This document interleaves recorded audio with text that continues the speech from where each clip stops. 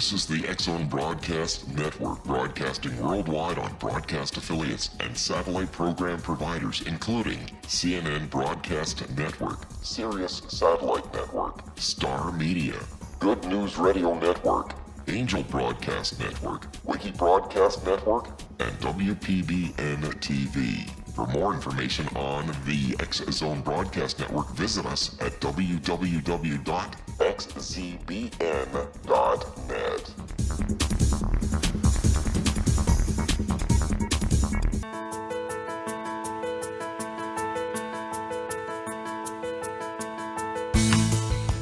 Hi, curious minds out there in our ever-expanding radio land. Welcome to CC with BB, Connecting with Coincidence with Dr. Bernie Beitman, MD. That's me. This is the only radio show in the world dedicated to the study of coincidences, synchronicity, and serendipity. We are coming to you through the X-Zone Broadcast Network located in Hamilton, Ontario, Canada, and broadcasting all over the world. What is the relationship between mind and brain? Does the brain produce consciousness, or does the greater consciousness produce the brain? How do mind and brain interact with each other? I am a psychiatrist. I study this question in my office, and I've come to the conclusion that we have to respect consciousness as superseding our material plane. I help people with medications and psychotherapy. I work in both mind and brain, and you need your mind to recognize a coincidence and your brain to talk about it. Coincidences are like messages in a bottle. The message can be about you, and the message can be about where the bottle and the message came from that sea of infinite possibilities. Coincidences sometimes point us toward previously unrecognized causal connections. They teach us about hidden potentials within us, like telepathy and human GPS. That is, our ability to get places we need to go without knowing how we got there. We have capacities that coincidences tell us we have, but we don't pay attention to unless we look. They tell us about other intelligences that may be influencing our lives, and they sometimes trick us. The phrase, connecting with coincidence, is my coincidence brand. It is the name of my book, my Psychology Today blog, my website, and my social media sites. Be sure to visit my YouTube channel too. To find any and all of them, please put Connecting with Coincidence in your search engine. Would you like to know how sensitive to coincidences you are? Take the Weird Coincidence Survey on my website. I am developing a taxonomy for coincidences. Early botanists noticed similarities and differences among plants and categorized them. I've noticed the similarities and differences between the coincidental flora and fauna in the forests of daily life. Let's look at some data to get some idea about categories. David Spiegelhalter at the University of Cambridge has collected over 5,000 coincidence stories. A solid 58% of those coincidences include words related to family or loved ones, indicating that people are more likely to notice coincidences involving people closest to them. That reflects the basic connection between family members and people who love each other, and that connection seems to allow for an increase in coincidences between the two people. That the common coincidences in the Spiegelhalter analysis included sharing a birthday with someone, connections involving books, TV, or other news, vacation-related coincidences, meeting people in transit while walking around in airports or on or off public transportation, as well as coincidences related to marriage or in-laws. Spiegelhalter is a statistician who believes that coincidences are best understood by the laws of probability at work. For example, the probability of two people having the same birthday is 1 out of 365 days in the year, which means that if you tell 365 people when your birthday is, you are likely to find at least one person who shares the same birthday. Vacation-related coincidences involve unexpectedly running into someone you know. since you probably know a great many people and you are part of a specific socioeconomic group, it is likely that you will take vacations in the same place as people in your socioeconomic group. So that's explainable by probability. The researchers also looked at the tone of the stories, and this was surprising to me. And to them as well. They found that the tone of the stories was more negative more often, or at least more neutral, than it was positive. And we generally think of coincidences as being positive. Got to understand that a little bit better. My research approached the question in a different way. While Spiegelhalter asked participants to report their stories, I asked participants to rate the frequency of common coincidences. For my 1,500 respondents, the most common ones included, I think of a question only to have it answered by an external source. I think of an idea and hear or see it on the radio. I think of calling someone only to have that person unexpectedly call me. And the ones that involve the media are the ones that interest me the most, because I've gotten to the conclusion that we are becoming nodes in the vast internet connectivity. Our guest today is Ray Grasse. Ray looks at synchronicity and beyond synchronicity. He looks for the events of everyday life that show us coincidences that may have something to do with ideas and feelings related to us and beyond us. But he looks at the symbols of everyday life and tries to help us see that there's much more going on around us than we have allowed ourselves to see.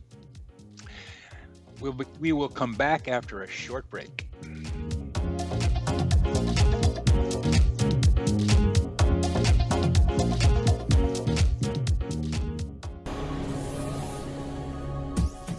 This is the X-Zone Broadcast Network, broadcasting worldwide on broadcast affiliates and satellite program providers, including CNN Broadcast Network, Sirius Satellite Network, Star Media, Good News Radio Network, Angel Broadcast Network, Wiki Broadcast Network, and WPBN TV. For more information on the X-Zone Broadcast Network, visit us at www.xzbn.net.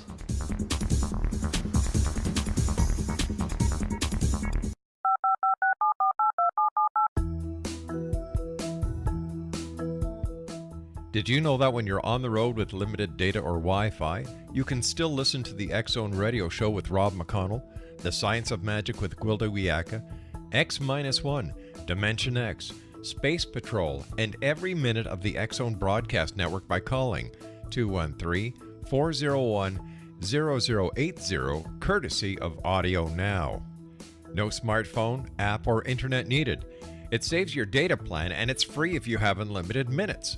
Call 213-401-0080 to listen on any phone, anytime, anywhere.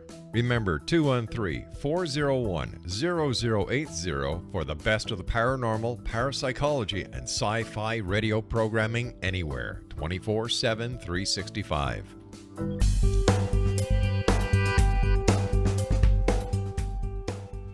Welcome back to CC with BB, Connecting with Coincidence. And our guest today is Ray Grasse. Ray has authored 4 books: An Infiniti of Gods, The Waking Dream, Signs of the Times, and Under a Sacred Sky. He worked for 10 years on the editorial staffs of Quest Books and the Quest magazine, and is currently associate editor of the Mountain Astrologer magazine. He graduated from the Art Institute of Chicago with a double major in filmmaking and painting, and studied extensively with teachers in the Kriya, Yoga, and Zen traditions. Welcome to the show, Ray. Glad to have you on with us. Hi, thanks for having me. How did you end up writing the book on the Waking Dream? I love the title, and there's a movie with a similar title called Waking Life, which has the same idea behind it. And there's some similarity between that movie and the book that you wrote. How did you get around to that book? Well, I first heard the term synchronicity when I was in college. A professor of mine mentioned it, and it fascinated me. And around the same time, I was started studying with this yogi in Chicago, an American-born yogi named Goswami Kriyananda. And I started to see that what some of these traditional sources were talking about was symbolic events. You even find it in the old Vedic texts, this idea that life has a symbolic dimension. And the more I got into this, the more I realized that it's not just coincidence. There's many types of symbolic or meaningful events besides just coincidence. And I set out to write the book.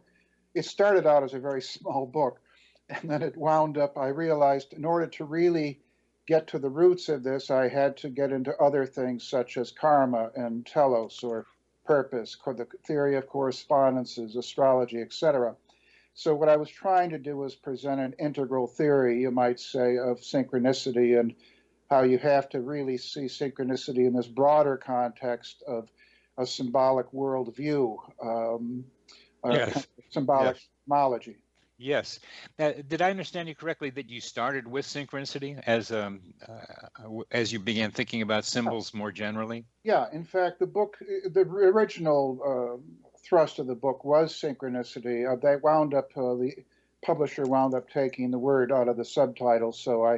And it's a long story, but basically, it was basically meant to be a book that explained synchronicity from a somewhat broader standpoint. Yeah. Um, and if I can divide up what you're talking about here from the narrower view at the beginning to the broader view, when you were thinking about synchronicity itself and trying to put it in context and explain it, what were you going to say just about synchronicity? Well, there are what I call literal synchronicities, coincidences, and metaphoric, or you might say obvious coincidences and subtle coincidences. And one of the points I was trying to make was you can see the obvious coincidences, like, for example, the number 23 crops up, 7, 8 times in the course of a day, or a person's name, an obscure name, comes up several times. That's an obvious coincidence.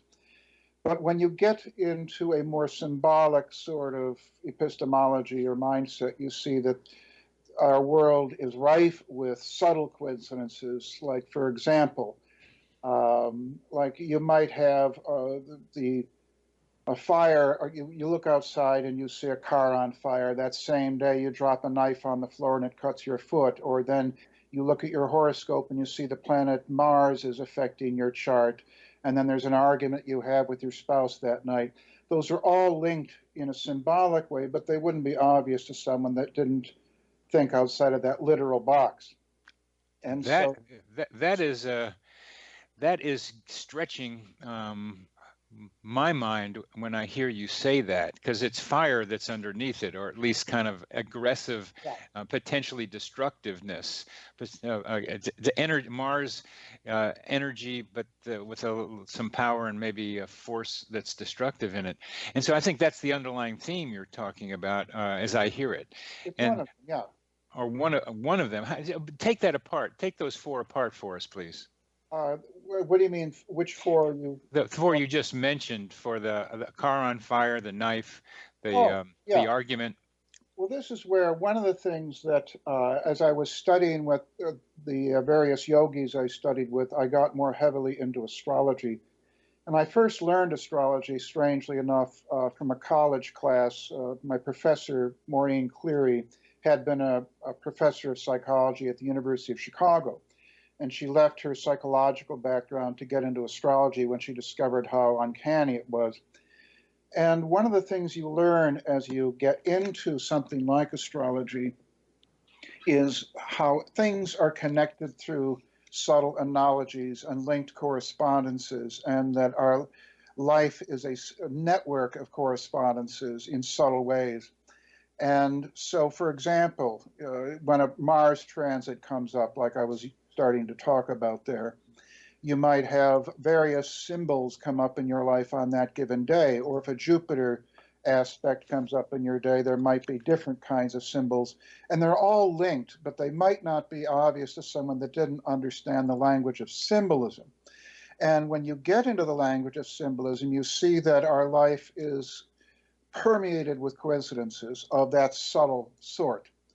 And you take it beyond that, and I think where you were talking before about taxonomy, and I think that everybody that gets into a serious study of synchronicity develops their own taxonomy and categorization, and I find them all really interesting.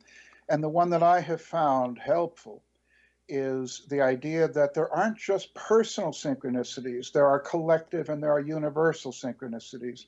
So, for instance, Carl Jung, he made certain statements about synchronicity, and one of them was that it was essentially a personal phenomena, which I don't really agree with, because you see synchronicities happen on the mass level, the collective level. For example, my friend Richard Tarnas talks about the odd coincidence of the fact that right at the time of the French Revolution, there was the mutiny on the Bounty happening quite a distance away.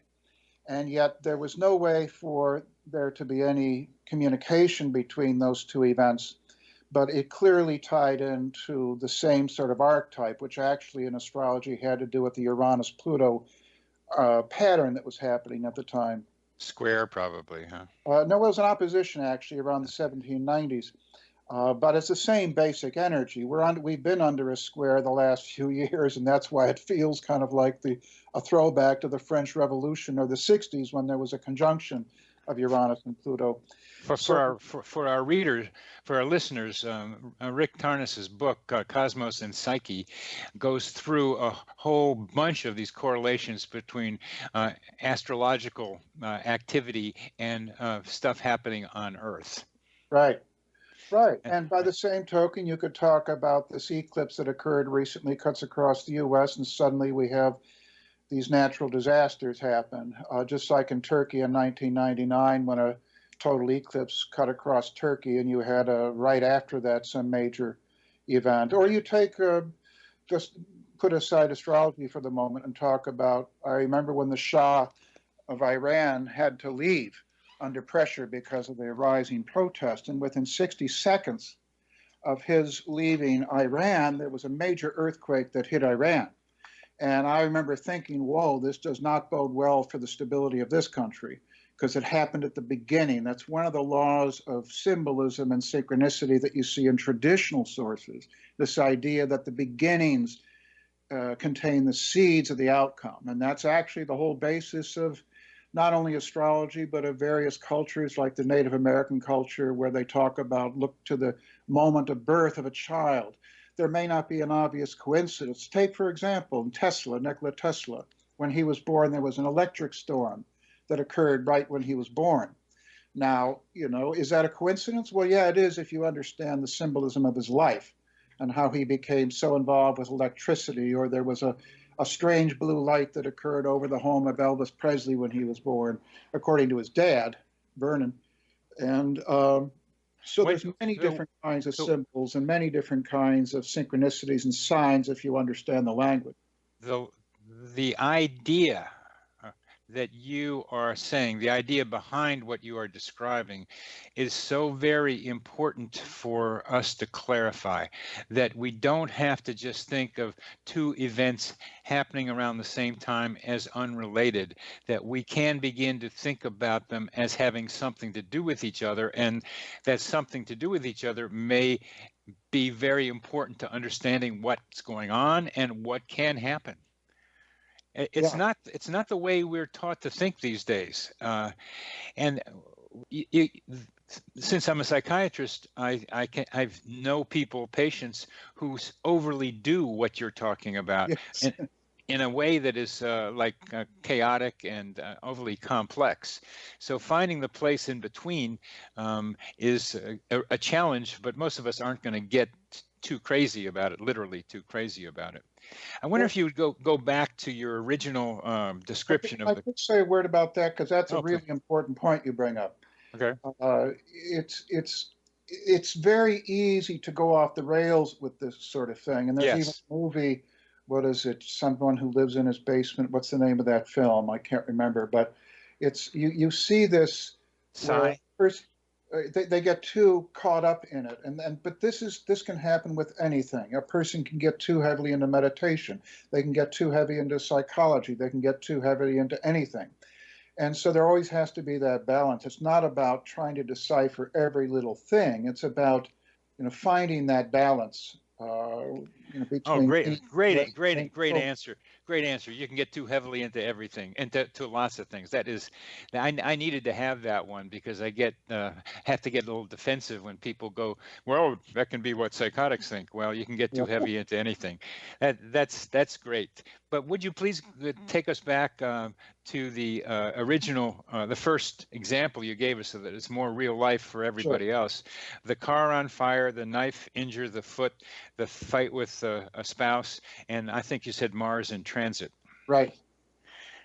Link those for us. Yeah, sure. You see, all of those have an underlying archetypal meaning of force and energy.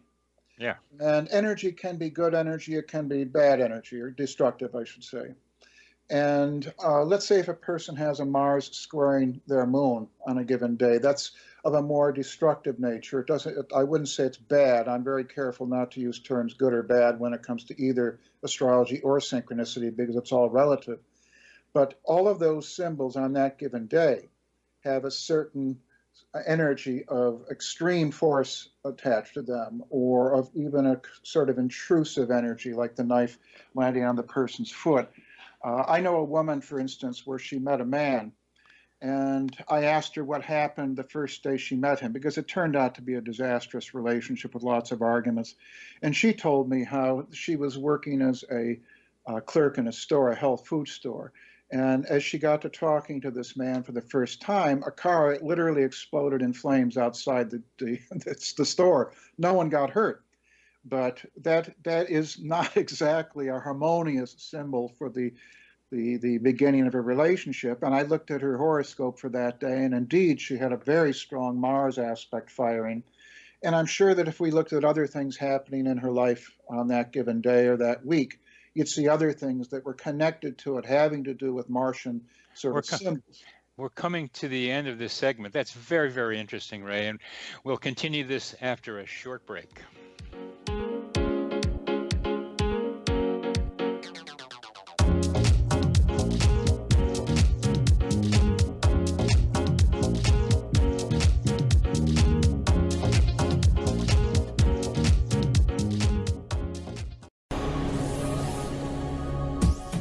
This is the X-Zone Broadcast Network, broadcasting worldwide on broadcast affiliates and satellite program providers, including CNN Broadcast Network, Sirius Satellite Network, Star Media, Good News Radio Network, Angel Broadcast Network, Wiki Broadcast Network, and WPBN TV. For more information on the X-Zone Broadcast Network, visit us at www.xzbn.net.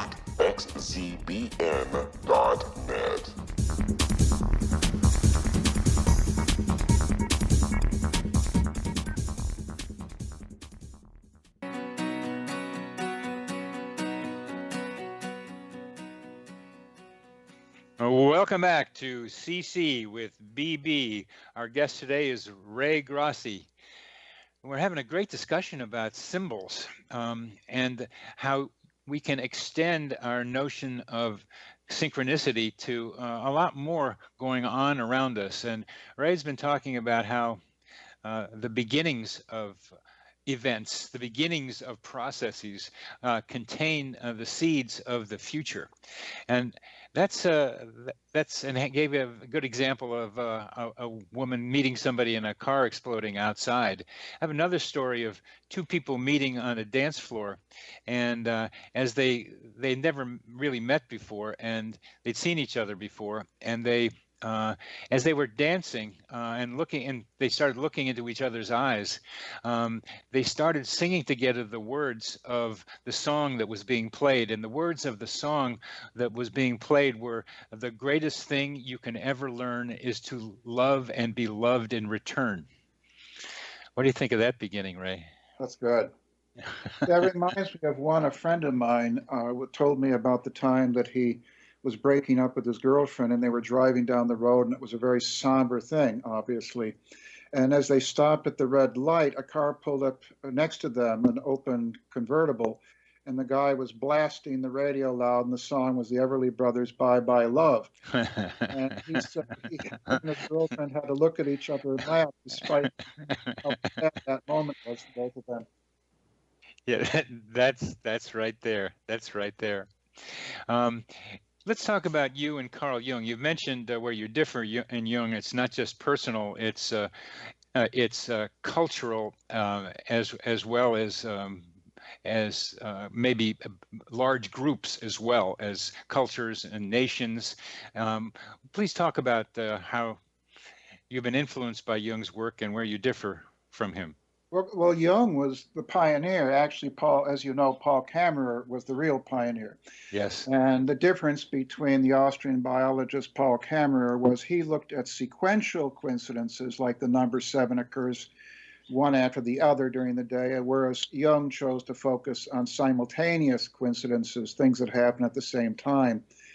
And Jung really, I think, gave it a certain heft and brilliance the way he brought it together. But there were, I think, some problems with the way he described it. One is it's neither just simultaneous or sequential. It's if you take the symbolic view, it goes in every which direction.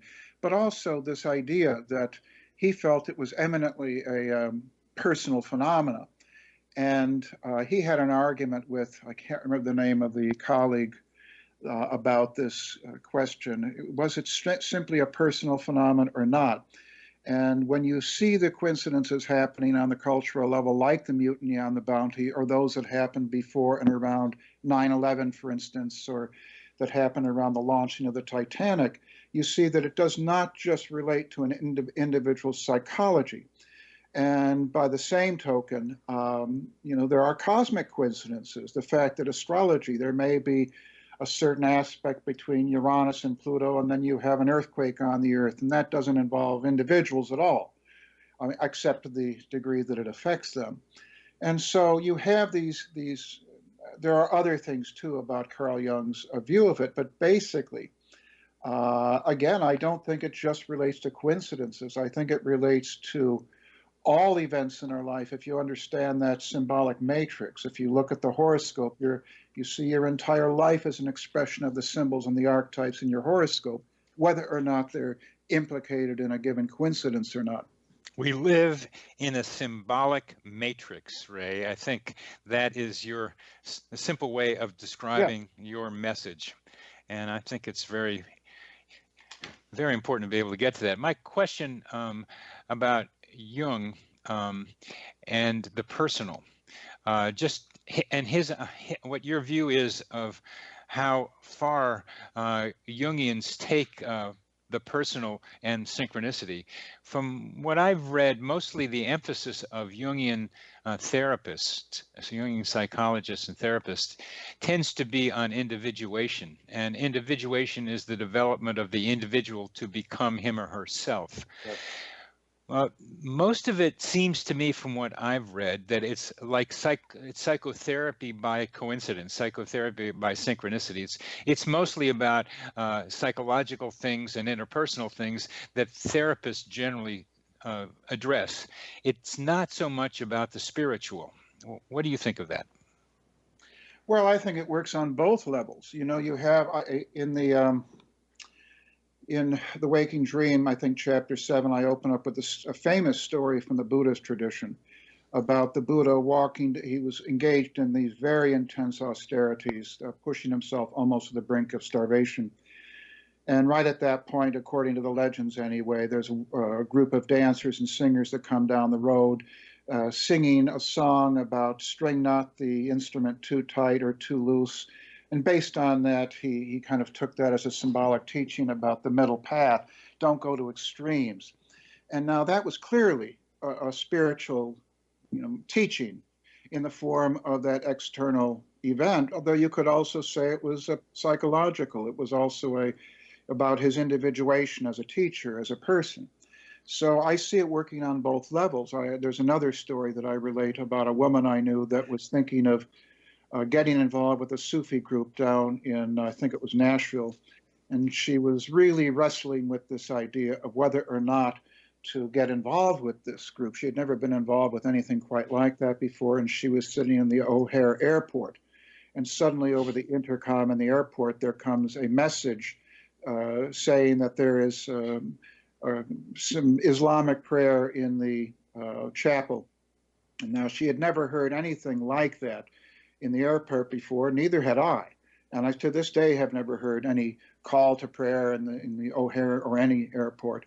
So she took that as a sign, and she got involved with the Sufi group down in Kentucky or Tennessee, whichever it was. And so there was clearly a spiritual sort of lesson teaching behind that symbolic event. Now, does that answer your question?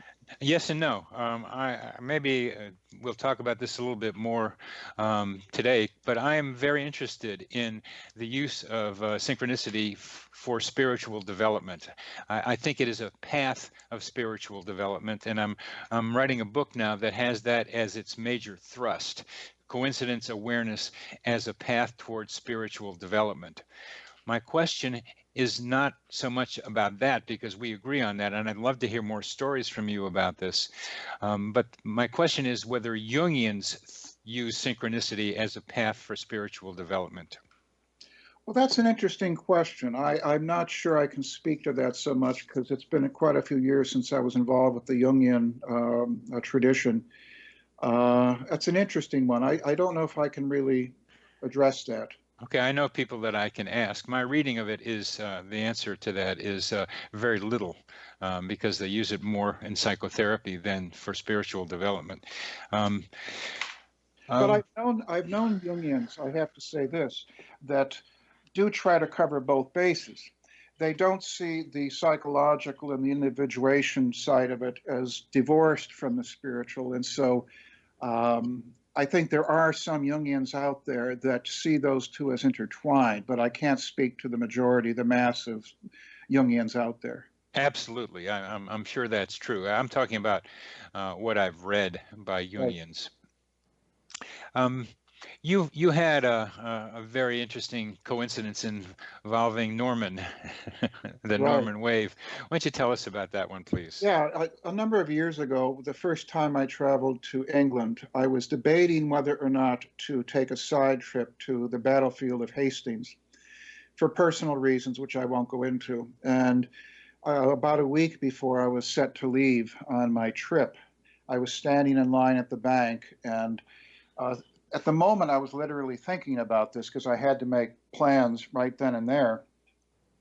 The guy in front of me in line in the bank was scratching the back of his head, and I could see the check that he was trying to cash. Excuse me. And I noticed that the address number on the check was 1066. And I thought, wow, that's really something, because the battle took place in the year 1066. And then I looked at the name on the check, and the name was Norman Wave. Now, if you know anything about the Battle of Hastings, that's when the Normans came over from Normandy and basically took over England. It was a wave of Normans. And so I wound up going to the battlefield of Hastings and had a very interesting time, a very interesting set of experiences. So that to me was clearly a sign. Now, I always have to couch these things in like some kind of balance, because I know people that think that synchronicity is about, if you get green lights, that means you're supposed to, if things go well for you, it means that the universe is on your side. You're supposed to do things, it's a sign of confirmation from the universe. And I do think that's true to an extent, but I think we have to be very careful with that, because I was talking with a friend once about, look at all the times that Hitler evaded assassination. Now, does that mean that the universe was on his side? And I'm not even going to go there in terms of the philosophical questions, but, you may simply have a good Jupiter transit. Person wins a lot of money, and I've literally known people that have won money and took that as a sign that God was more or less shining his grace on them. And in fact, I looked at their chart and they just had a good Jupiter-Venus aspect. It was just a cycle. And then when things go bad, it's not a sign that the universe isn't on your side. It's kind of like when winter comes, it's not a sign that you're not in the Tao, or that you're not in connection with the universe. It's just a cycle, because there's always going to be ups and downs. And I think that's where the law of cycles and karma is very helpful in terms of understanding synchronicity and putting it into some kind of context. That's good. That's good. How do you explain the check? That is a pretty low probability thing to have run into right when you're asking a question. That's a connection between mind and context that Right. doesn't look cycle to me. I mean, you could probably put it in a cycle. You'll probably find some astrological way of describing it, but it looks like more than that. It's a low probability event where you not only come up with 1066, but you got Norman Wave as the guy's name. Yeah. What a low probability event that is. Yeah, I would see that. I think you're making a good point. It's not all just in terms of cycles. I think that's good in some context, but that was clearly a sign of a connection between inner and outer that was, I think, really clearly affirming that that was where I was meant to go at that particular time. And so, yeah, I think that's a good point you're making. Well, I'm interested in the speculations we have about how things work and how coincidences work. And the interesting comment you made about people having their own taxonomies, I think that's true. As I do my own taxonomy, I can see how it's limited by my own experience. People have also a taxonomy of explanations. In the 40 seconds we have left, and we can continue this, how do you explain that Norman conquest number? I really do think that this is where Jung's theory is absolutely right on the mark, that this idea of a striking rare coincidence, that he focused on rare coincidences. That's where I disagree with him a little bit. I don't see it as strictly a matter of rare, unusual coincidences. But when those do come up, it's clearly a sign of that unus mundus, the idea of the one world, the connection of inner and outer when they perfectly coincide. And there's a sense. We're headed towards our break. We'll continue this with Ray Grasse in our next segment.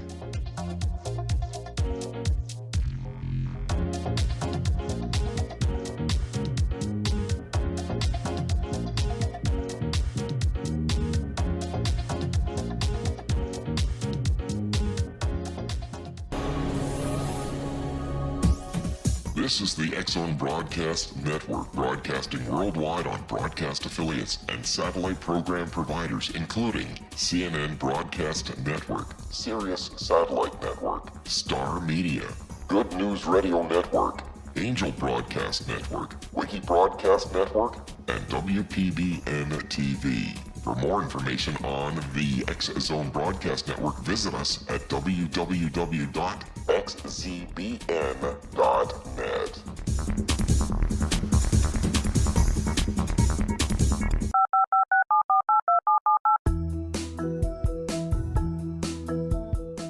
Did you know that when you're on the road with limited data or Wi-Fi, you can still listen to the X-Zone Radio Show with Rob McConnell, The Science of Magic with Gwilda Wiyaka, X-1, Dimension X, Space Patrol, and every minute of the X-Zone Broadcast Network by calling 213-401-0080, courtesy of Audio Now.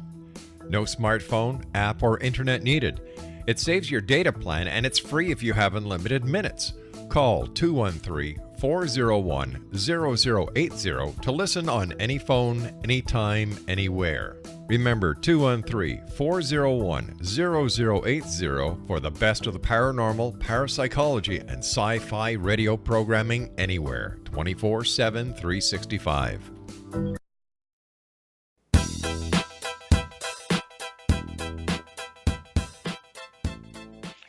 Welcome back to CC with BB, connecting with coincidence with Dr. Bernie Beitman, MD, and that is me.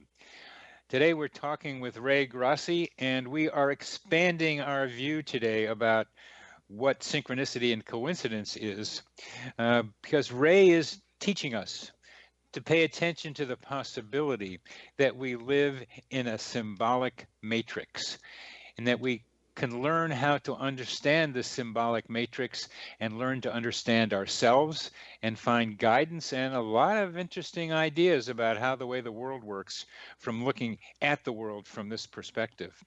Ray, we were talking about the Norman wave and 1066, the coincidence involving you're looking at a check while in a bank of the person in front of you and deciding whether to go to Hastings. And there was Norman wave 1066, and you took it as a clear, hey Ray, you better go to Hastings. This is what you need to be able to do. That was a clear instruction, a clear guidance for you, or confirmation anyway, of what you were thinking about. And you referred to the unus mundus as an explanation, Jung's idea of one world, a kind of an ancient idea that Jung began to use as part of his theorizing and his support for the idea of archetypes. But you've gone back, as well as Jung has, to pre-scientific cultures that paid close attention to signs and symbols in the environment. What did studying these earlier traditions have to offer modern researchers into coincidence and synchronicity? It gives me, anyway, a sense of that broader vision of there are many kinds of meaningful event. You go back into Babylon, for example, with the Omen series. You look at the Native American traditions about symbols around the births or in the sky. You look at even the Jewish mystical tradition. It's in all the traditions of the world, in some cases more obvious than others. You even find it, for example, in the Christian tradition, like when the blind man, the disciples asked Jesus, who hath sinned, this man or his parents? And Jesus answers something to the effect of how neither. It's more or less so that the teaching of God could manifest through him. The idea that things have meaning, that we live in this meaningful universe that can take many different forms, or even, for example, a major influence for me was reading Melville's Moby Dick, which is steeped in synchronicity and symbolism and this idea of messages and omens and divination. It gives you, I think, potentially this very broad, integral perspective to look at these traditions. And the Indian tradition, for instance, one of the Upanishads, as I recall, deals with this. The Atharva Veda, I believe it is, talks about how you can read the symbols of your life in much the same way as the symbols of the dream state. So again, it doesn't just focus, these traditions don't focus simply on coincidence. That's very important, but that's kind of the tip of the iceberg. Coincidence is more or less the most visible manifestation of this underlying connectedness, this underlying symbolism and meaningfulness that permeates not only our personal lives, but our culture, about our universe. It's all embracing in some sense. You described many cultures having an interest in coincidences and more so into symbols around us. Meditation also has emerged from ancient cultures, many of which have had meditation traditions. We tend to be going with the ones from India, but there are other traditions, including the Jewish mystical tradition that had forms of meditation and the Sufi meditation. But these are ancient ideas. We've had the scientific revolution, which has tended to have a very negative effect on looking at us as living in a symbolic matrix. But there's something potentially useful about the scientific way of looking at things, at least the way I see it, that we can bring science thinking to coincidence and symbolic understanding. I wonder if you would comment on your view of that. I'm glad you brought that up, because the way I got into this, when I first started writing The Waking Dream, long before, it took me about 15 years to finish the book, but when I started my own investigation in my own life of synchronicities and symbols, and I did it in what I consider to be a somewhat scientific manner of looking at how things unfolded, looking at, let's say, if there was, for instance, if I saw an accident, and I looked at my inner thoughts at the time of the accident or the other things happening in my life, and did I see patterns?